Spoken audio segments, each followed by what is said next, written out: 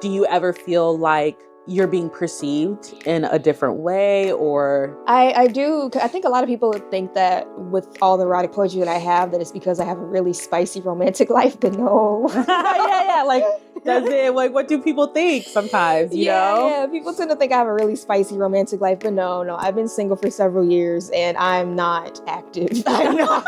Sensuality, it definitely includes sexuality, but it doesn't have to. It could literally just be you vibing with a candle and incense. Yeah. And you could just, yeah. Yeah, I like that.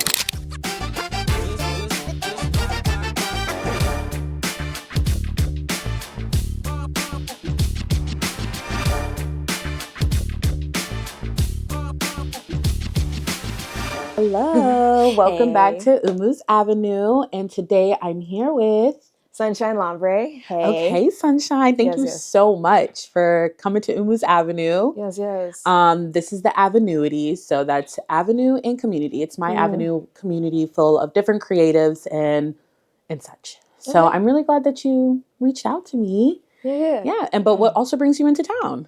I love DC. I love coming to DC on the East Coast whenever I can. Okay. Yeah. Reppin'. Yeah. But yeah, so specifically for this week, I have 3 poetry shows. Beautiful. Yeah. So I just had one Monday and Tuesday. One was at Woolly Mammoth Theater. The one yesterday was at a Busboys and Poets. And then I got another one Thursday at another Busboys and Poets. So Nice. We love a poet. I'm also a poet as well. Yes. So it's really nice to interview a fellow poet. I've interviewed some other artists and everything, but never someone specifically in the genre. So how long have you been doing poetry? Let's see. I first started writing poetry in 2006. Nice. I know, a long time. Let's see. It's beautiful. Thank you. Yeah. I started writing in 2006. I started going to open mics in 2010, and then I started performing like professionally paid in 2022. So it's been a long time coming. But yeah. Wow. Yeah. That's beautiful though. Thank you. Yeah. That means that you always did it because it's what you enjoyed to do. Doesn't sound like it was always for the money. No, because it was 16 years and no money. Yeah. So Yeah, that's beautiful. Yeah. When you write, actually, no, I'll save that. Okay. Let's get more into you. So since what's your favorite kind of poetry to write? Oh man, I think for me lately it's been between social justice pieces and erotic pieces. Yeah. What a range! I know. It's like what a range. What are there like no in between? Yeah. Okay. There's layers. Yeah. I love that. So where are you from? I'm from Chicago. Yeah. Chi-Town repping big time. So you born and raised? I was born in Kansas City, but we didn't live there very long. I've been in Chicago since I was 2 years old. Yeah. Okay, so she's a Midwest girly, but she be all over. So that's nice. I love that. So, okay, well, behind the stage and the spotlight and everything, who is Sunshine? Beyond the stars. Oh man, I feel like there's so much I could say about myself. I'm vegan. I'm a Black woman. Period. Yeah. I feel like artistry takes up so much of my life. You know, even if I'm not just performing, I'm sending the emails. I'm trying to plan social media things. Yeah. I'm supporting other people's shows. I'm training. So I feel like I do spend a lot of time still doing artistry even when I'm not performing. Yeah. Which is good. You contribute as well. Yeah. So I do try to do things to be a part of the community. And I spend a lot of time in nature. Yes, we love nature. I'm a nature girly too. Yeah. I love nature, trying to keep up with mental health. Yeah. Yes. Do you have any poems that highlight, I feel like we all poets do, but you know, that any specific poem that sticks out to you right now that highlights maybe mental health? A few, but I don't like to perform them, so I never memorize them. Oh, I feel that. Yeah. No, you don't have to memorize. I was just wondering if they're online where. Oh, absolutely. Yeah. So I do have a few. Yeah, I do have a few. But a lot of those mental health poems I tend to just perform once. Yeah. Because sometimes they make me cry on stage, and I have to like do the self work afterwards. Yeah. To like unload what No, it's a lot. It's a lot of like channeling energy when you're performing. For sure. Yeah. So you also are a sensual poet, hence the erotic poems you said. So you elaborate more on that for us? Okay. So I first started getting into erotic poetry November 2020. So we kind of like in the pandemic. What a time. Yeah, you said what a time. What a time. Yeah.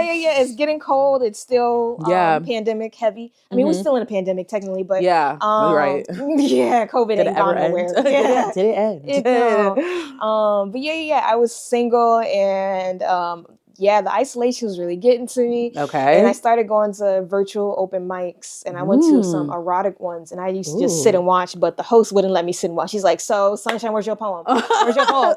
I was like, "Well, I have a love poem, it mentions a little hug." She's like, "Well, give me more. So a few months later, I got like 40 poems. And now, I've been competing in erotic poetry slams. I've been doing erotic poetry events. I've been doing so much erotic poetry things.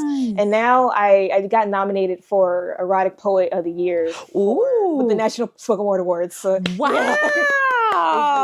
Yes. That is something to be very proud about, especially because it wasn't something you were pulled in. Yeah. Like, come here, girl. You here. You might as well get up on this stage. Yeah. I watched what you had sent me and I was like, okay, love this energy. And I love the fact that you encapsulate the whole the sounds of it, not just the whole that it's when you perform. Obviously, like we were saying, we have to channel the energy, but it's the when I was listening, I was like, this is definitely a vibe. It was cool. I had never really actually I think I may have heard erotic poetry. Well, I went to a pure poetry live event. Have you heard of those? Pure Poetry Live. You should definitely check there out. They have events.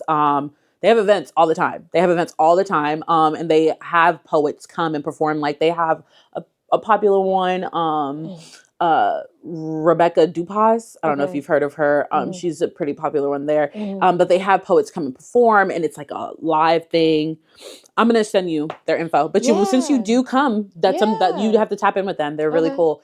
And I heard one erotic poetry there. And I was like, oh my gosh. And it was like a different, it was raunchy. It was definitely, there was a better word for this, but because me and my friend were talking about it. But anywho, that's neither here nor there. But it was so nice to witness that. And then when you reached out to me, I was like, she does sensual poetry. I remember I had a specific moment. Yeah. So with all of that and doing it, how does it feel? Do you ever feel like you're being perceived in a different way or? I do. I think a lot of people think that with all the erotic poetry that I have, that it's because I have a really spicy romantic life, but no. Yeah. Does it, what do people think sometimes, you know? Yeah. People tend to think I have a really spicy romantic life, but no. I've been single for several years and I'm not active. I'm not. So all these poems are my fantasies. And a lot of the poems I'm talking about wanting to do these things. Ooh. I'm never saying I did these things. Okay. So it is very much fantasy. It is very much fiction. Oh. So a lot of people tend to assume that it's fun. Yeah. Yeah. Some people. So she's single. She's single. I am single. She's up for grabs. I don't know if you are, but if she is. Hey, so once they see this, hey. So okay, so since we talked about the sensuality. Excuse me. What does that mean to you? Sensuality? Mm-hmm. The word sensual. What does it mean to you? How would you describe it in a spiritual, artistic, personal way? How would you describe the word sensual? Yeah, for me, sensual is very much about connecting to the senses, the visuals, the smells, the textures, the feels, all of it. Yeah. What feels good? Do you like to wear silk? Do you like to wear cotton? Do you like to wear wool? Or sounds? Do you like the sound of water? Do you like the rain? Or smells? Do you like certain candles? Yeah. And when you're writing your poems, you pull from those energies. You pull from those thoughts of. Yeah, what sounds good, what feels good, what smells good, all those things. Okay. Sensuality, it definitely includes sexuality, but it doesn't have to. It can literally just be you vibing with a candle and incense. Yeah. And you can just, Yeah, I like that. Yeah. It doesn't have to be sexual. Where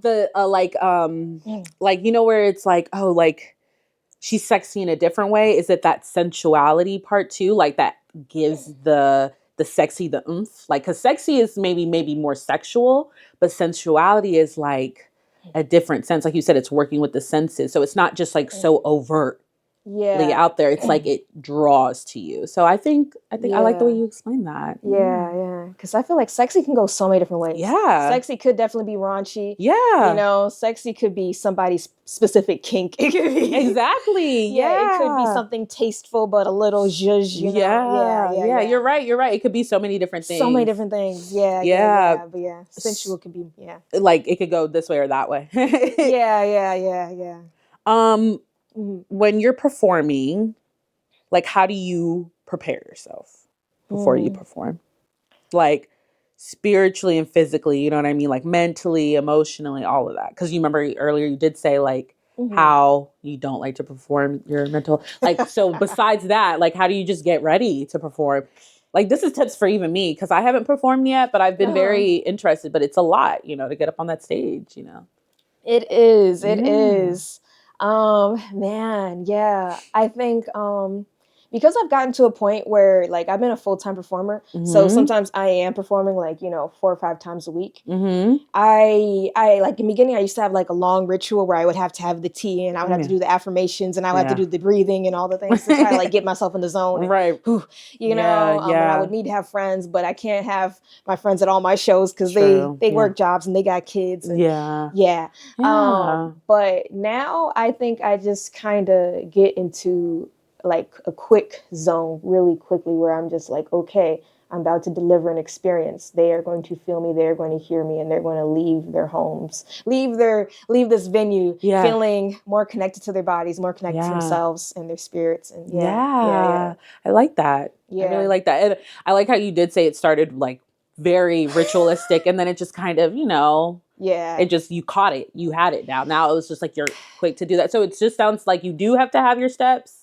And then you're going to work your way into, because you've been doing it for a fairly long time. Yeah, which is beautiful. I love to hear the journey. Yeah. Do you remember your first poem? Like the first poem that you ever performed? Oh, yeah. It was corny. It was super corny. Oh, no. What do you mean? It was pretty much just like, oh, you got to be you because you got to stay true blue. It was like really...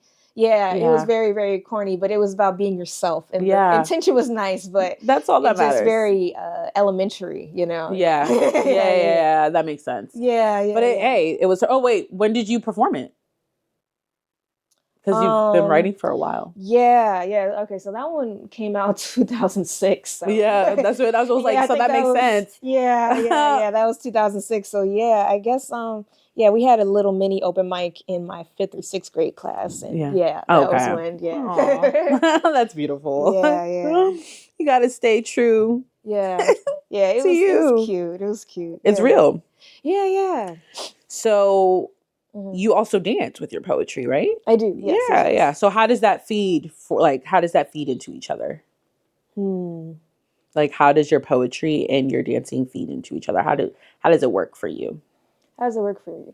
Me. Like does it like when you're like with the flow, like if a certain word invokes a certain emotion, do you flow a certain way, like dance, like, you know, like what is there the dancing that's like where it's like actually interpretive dancing. Yeah.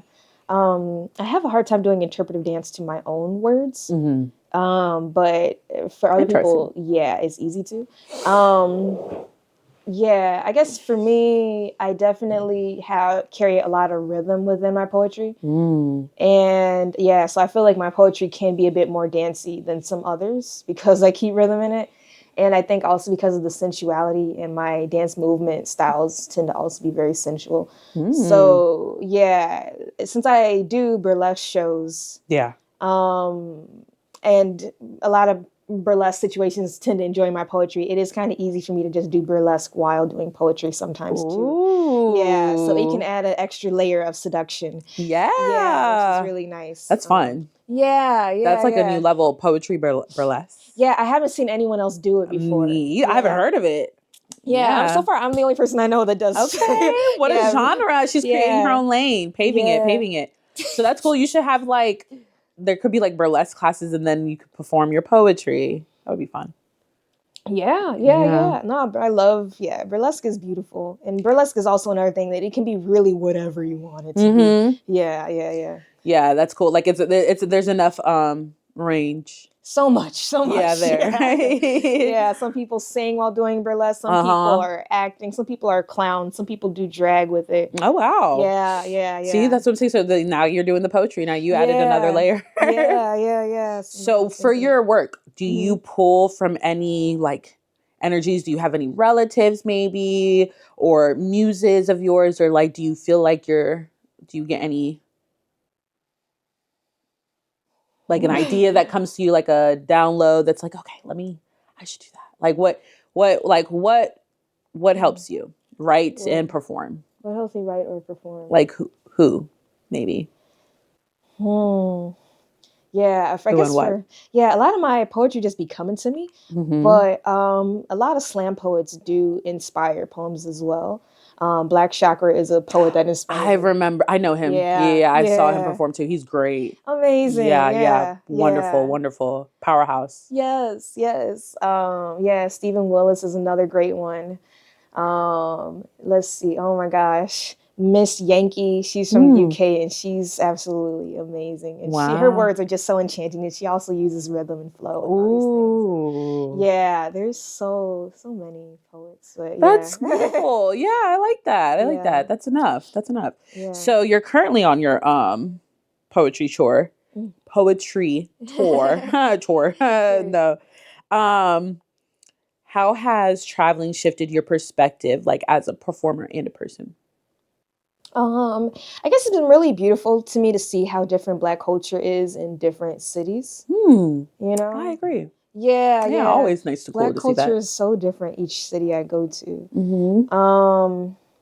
And I guess as a performer, travel, I think like in some ways travel has made me plan and organize better. I hear that. Yeah. I hear that. Try to, where I think before when I was just doing things in Chicago and Chicago only, I was very short-sighted and I wasn't thinking like long-term longevity financially and also just impact.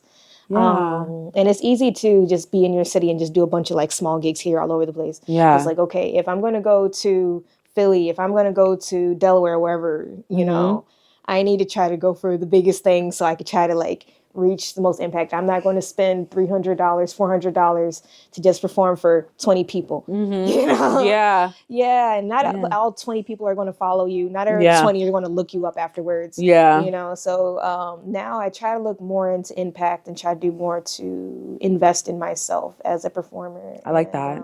Yeah. So like strategic. I guess traveling has made me more strategic and more, I'm slowly becoming more global minded. But as a performer, I don't know. I don't know if I've really changed too much. I know that when I competed for Women of the World Poetry Slam, that did change me a lot. There was like 70 poets and I did good for my rounds. But at the end, I ranked 65, and that was a kick in the teeth. 65 out of 70. And as well, like for my last 2 rounds, I got 3 10s for 1 round and like some 9.8s and shit. That's good. And then the second one, I got 2 10s. But in my bout, like 3 other women got 5 10s. So I was like, okay, yeah. Okay. I see what you're saying. But it's the fact that you did it. You know what I mean? You did it. You entered. You performed. You know, all of that. That's what's really good. That's all that matters too. Yeah, but I think I did need to see that. I did need to see what does it take to get straight 10s, you know? And it really made me push to really try to reach all audiences and just try to make my messages more clear, you know? I'm sure you've been to some open mics where a poet spends 3 minutes just talking about the poem. Yeah, and slam, you just got to do it and make sure it makes sense. And then that's it. That's it. No explanations. Like they receive it and then, you know, you hope that they receive it and then you go from there. You perform and then hopefully they receive it. So the next question was, you kind of answered it already, but it was going to be, is there any specific poem that made you feel like Oh, actually, no, you didn't answer this. But is there any maybe a specific performance that you had that made you truly feel seen and spiritually connected with your audience? Yeah, there's a poem that I do called Inhale Me. I think you did tell me that one. Yeah. It's a good one. Yeah. A lot of people tell me that, like, regardless of their spiritual background, they tell me that they get shivers through their back or through their, yeah. Some people tell me that there are, like, the hairs on their arms, like, rise and things like that. Yeah. So I really enjoy the fact that the sensuality of the piece and the spirituality of the piece reaches people regardless of their spiritual background, even if they're atheist, Christian, Muslim, witch, whatever. Whatever, but you felt this they stuff. feel it. Yeah. And that's what I love about art. It's, you know, there's room for everyone. Yeah. I like that. I like that one too. It was very deep. Thank you. For sure. Like, that's just one word I could say for it, but I enjoyed it. Thank you. So, Umu's Avenue is very, now we're going to get a little fun, but Umu's Avenue is it is a place that it's yours. You know, I pop up in new areas. It's my avenue with people that I choose to introduce, but then it's the community part of it, which is the creative community. But now, the thing is, in Umu's Avenue, we believe in intentional space. So everything is full of intentions. And if you had a creative world, if your creative world was a galaxy, what would you be orbiting in it? Okay. Yeah, what would you be orbiting in it? And what would you have? What would I have? What would I have? Oh man, I would cancel rent. I would cancel rent. Yeah, people are just building houses. We're all just building houses. You want a nice house, you got to build it. Yeah, literally. If you're lazy, you have a shack. Yeah, that's it. Yeah. Cancel rent. I love that. Cancel rent. Yeah. No more expensive nothing leasing. Yeah, no. I would live there. In a heartbeat. Oh man, yeah. I would make food more accessible. I would have more soft skills training required. Yeah. So people can learn compassion, because some people just don't grow up with it. Yeah. That's true. Yeah. Oh man, I think I would have a lot of psychology. Yes. Yeah, I would make psychology a lot more required, and I would try to make sure that therapy is way more accessible for people. That could be a good or bad thing. Psychology being more required. Yeah. Oh, well, yeah, just in general, because, you know. Some people would misuse it. Abuse anything. Absolutely. Yeah, abuse anything. But that's funny. Yeah. Yeah, I like that. I love those answers. That's perfect. Okay, so what would your message be for those who, like, to the soft and the sensual sacred listeners out there who feel like their voice and body doesn't belong in the spotlight? People who may be scared, what would you say to them? Okay. Yeah. Do they want to be in the spotlight, or are they scared? Or they're scared of it because of how they may, just how they may be perceived, who they don't feel like they belong in the spotlight, but they want to be. Yeah. They want to be more expressive with these emotions that you have. Yeah. And how you're able to express your fantasies. What would you say to them? What would I say to them? I guess I would tell them to make sure that they enjoy their world first, because they can't. No, the audience is not going to enjoy it if they cannot. I would say just become so absorbed in your delights, your pleasures, your fantasies, your energy. Yeah. And once you get so full of yourself, people can't help but love it if you really love it. And even if you have a really obscure pleasure, whatever, you're going to find, if you're passionate, you're going to find those people. What kind of helped me grow into feeling more comfortable performing was virtual open mics. Because you can be in your house, on your laptop or on your phone, and you can choose to go on a virtual open mic hosted by people in Idaho, and no one has to know it ever happened. Yeah, that's cool. And you can be in the comfort of your bed. Yeah, you don't even have to turn the camera on. Wow. Virtual, and that's what you started off doing too, right? Yeah. I was doing a lot of that in 2020, 2021 during when things were more yeah, well, they had to be virtual. When everything was like virtual. So that really helped me get more comfortable. But yeah, I think memorizing poems does help a lot with confidence. Yeah. Because you perform way better when you know what you're saying compared to like when you're reading and you're stuttering. It's like right.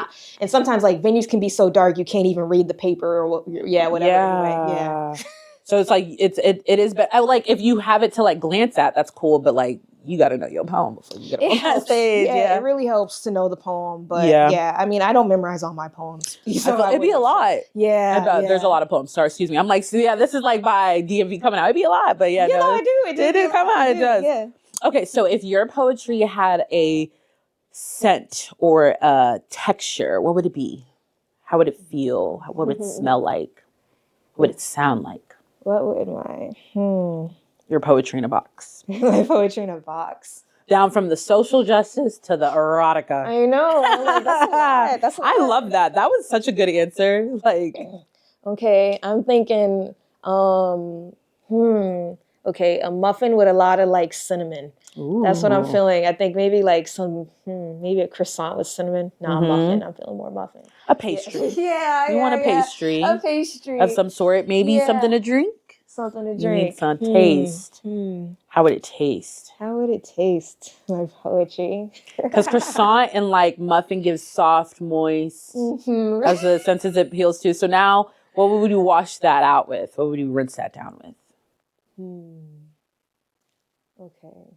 I'm thinking maybe a hibiscus tea. Ooh, I was thinking tea. Yeah. Thanksgiving tea. Yeah. Hot, cold? Hot, yeah. Hot. Yeah. Hibiscus tea. Milk? No milk? No milk for me. I'm no milk. Okay. Oh, yes. So what? So is there any type of, what's the alternative for dairy if you do, like if a recipe calls for milk or dairy? I just tend to go without, honestly. Yeah.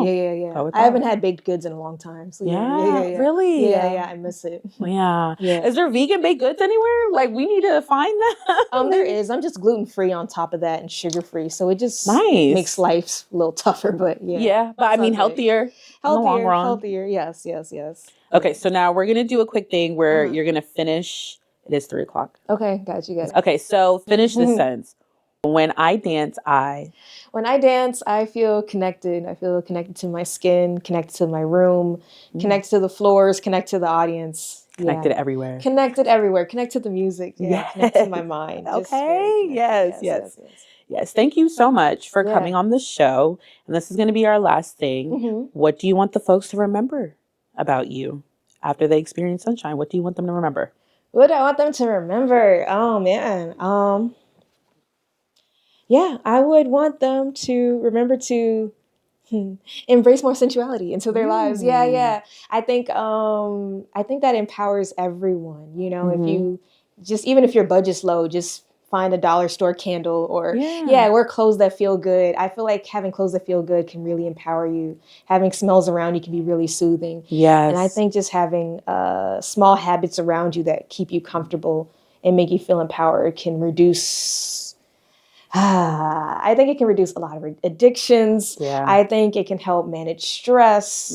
I think it can relieve anxiety. I think it can help a lot of things. I think it can help failing relationships. Sensuality, Yeah, absolutely. Yeah. Yeah, I agree. Thank you for that. It was such a joy and such a delight to have you on Umu's Avenue. And yes, we're sending you all the best of wishes for the rest of your tour. Thank you. Thank you. Bye.